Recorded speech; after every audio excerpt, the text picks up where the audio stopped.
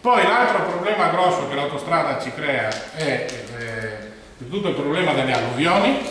L'autostrada fa un attraversamento est-ovest e tutti i nostri corsi d'acqua sono corsi d'acqua nord-sud, per cui attraversa tutti i corsi d'acqua nostri e ha creato e continua a creare non grossi problemi dal punto di vista dell'irrigazione, tant'è che il consorzio di bonifica sta predisponendo un progetto per risolvere il problema dell'alluvione. Poi c'è un problema di paesaggio, per cui noi come comitato abbiamo presentato dei progetti di mitigazione, li abbiamo presentati noi per la zona del Teglia e Fossalta. Ovviamente nelle opere di mitigazione noi prevediamo soprattutto boschi, perché con gli alberi andiamo a ridurre, ad assorbire la CO2 e in parte anche a ridurre il rumore e in parte anche l'impatto visivo, l'impatto paesaggistico.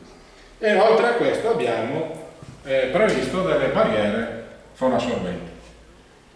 La legge prevede mitigazioni, che in questo caso sono soprattutto boschi, prevede compensazioni e abbiamo chiesto come compensazione 2 aree naturali fondamentali per Telio Veneto, scusate. Non abbiamo chiesto come solitamente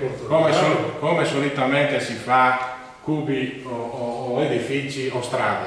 Abbiamo chiesto 2 aree di valenza importantissima. Una è la Castor, l'area della Castor, che è una grande riserva di biodiversità. Tenete presente che la Castor è un'area militare, come tutte le aree militari non ha avuto nessuna trasformazione agricola, per cui quello che trovate all'interno della Castor, soprattutto prati, sono i prati che noi avevamo qua 50 anni fa.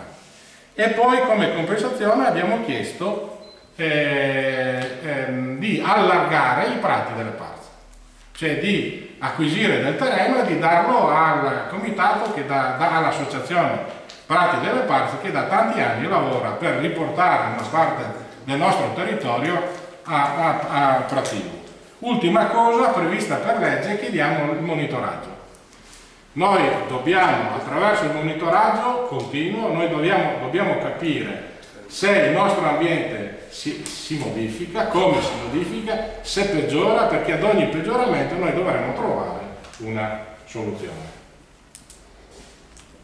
Vi è stato dato copia dell'atto costitutivo, copia dell'adesione e una copia del CD personalizzato per voi in numero limitato, dove trovate all'interno tutti i materiali. Grazie. Un numero limitato a 2.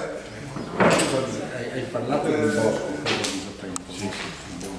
Grazie. Ma anche i progetti che avete presentato sono già stati vagliati, valutati, avete ricevuto qualche risposta? Allora, i progetti che sono stati presentati sono stati fatti propri dall'amministrazione prima e dopo, cioè prima dalla vecchia amministrazione sia di Teglio sia di Fossalta, prima delle elezioni, cioè quella vecchia e quella nuova. Abbiamo il testo delle delibere, le trovate anche qua dentro, le delibere in cui il Comune accoglie il nostro progetto e fa proprie le nostre richieste e le nostre preoccupazioni. Non abbiamo avuto nessunissima risposta né dalla Regione né dalle autovie, né Veneto né Friuli. Leggiamo in giro ogni tanto qualche notizia, stiamo facendo i salti mortali per avere il progettista, per fare un incontro pubblico con il progettista del tratto ovviamente che ci interessa, che è quello che va dalla Tisana a San Stino. E non riusciamo a metterci in contatto con il professionista perché vorremmo far conoscere anche al professionista le nostre proposte. Ma insomma è anche il professionista che dovrebbe essere... Uno scritto. Abbiamo anche fatto, per cui prossimamente noi faremo un incontro con il consorzio di bonifica per capire qual è il progetto del consorzio e speriamo quanto prima di fare un incontro con il progettista che ha l'incarico dalle Autovie Venete di fare il progetto per la terza corsia. Sì, è una società di progettazione. Sì, va bene, poi... È la NET. Sì, che è la società che ha lavorato per il comune di Portogruaro, e se è la NET è quella che ha fatto il piano urbano del traffico. Sì, che c'è 3 quarti. No, è la NET. Vabbè, comunque sono più società. Io volevo chiedere, hai parlato di boschi, ma quanti ettari avete previsto nel progetto e sono localizzati tutte nelle 2 aree della Castore dei Prati? O No. ci sono... Allora, il progetto preliminare prevede come opere di mitigazione un filare di alberi largo 3 metri. Questo è quello che prevede il progetto. Ovviamente noi non pensiamo che se parlate con le Autovie Venete, le Autovie Venete dicono che loro fanno 1 ettaro di bosco per chilometro, perché nel calcolo dell'ettaro di bosco per chilometro vengono calcolati anche gli svincoli. Tutta l'area verde all'interno dei svincoli è calcolata come area verde di mitigazione. È chiaro che un filare di alberi non serve assolutamente a niente, non serve per il rumore, non serve per la CO2. E va contro il CIP, tra l'altro. E va contro quello che prevede comunque nelle prescrizioni del CIP. Noi l'idea qual è? Di fare una fascia, parlava anche i coltivatori diretti, di fare in questo caso per la protezione all'area specializzata con la produzione del vino, che secondo me non è una cosa da sottovalutare questa. È praticamente una fascia larga al minimo 50 metri che corre parallela alla nostra sede autostradale.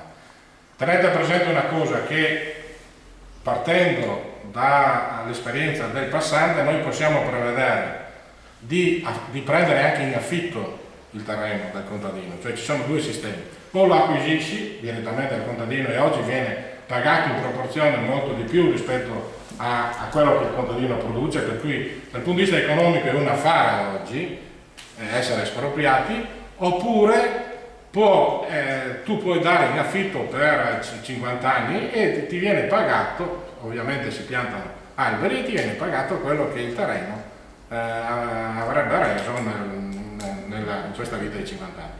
Tutto quello che noi abbiamo previsto è ovviamente a nord e a sud dell'autostrada.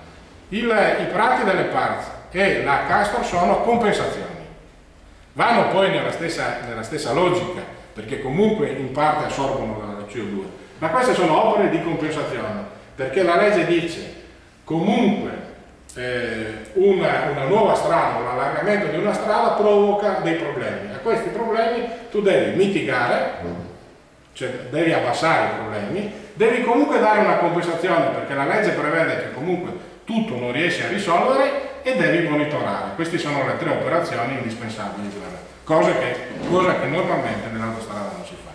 Vorrei tornare in un concetto fatto prima, che insomma una società pubblica che si porta a casa 7-8 milioni di euro di utili deve per forza reinvestire una parte di questi utili per far sopravvivere o per far vivere meglio i cittadini che ci abitano. È vero che non siamo elettori del Friuli, anche se da qualche parte esiste un'associazione, si riporta a casa in Friuli. Non siamo elettori del Friuli, ma comunque siamo cittadini che hanno diritto di vivere possibilmente in un ambiente che non sia quello che è rappresentato lì, perché parliamo di queste cose da tanto tempo, ma ogni volta c'è qualcosa che ci sorprende sempre più. Insomma, questi problemi qua, quando diventano tuoi, diventano effettivamente dei problemi. Quella immagine dove la pianura padana è ad una concentrazione di ossidi di azoto in quella maniera lì, unica assieme a quella alla Ruhr in Germania, mi preoccupa granché, perché non abbiamo, ma non abbiamo grandi, cioè, è anche un problema di conformazione a catino, tutto quello che te vuoi, ma io che vivo lì dentro vivo comunque in questo ambiente qua. Il problema c'è.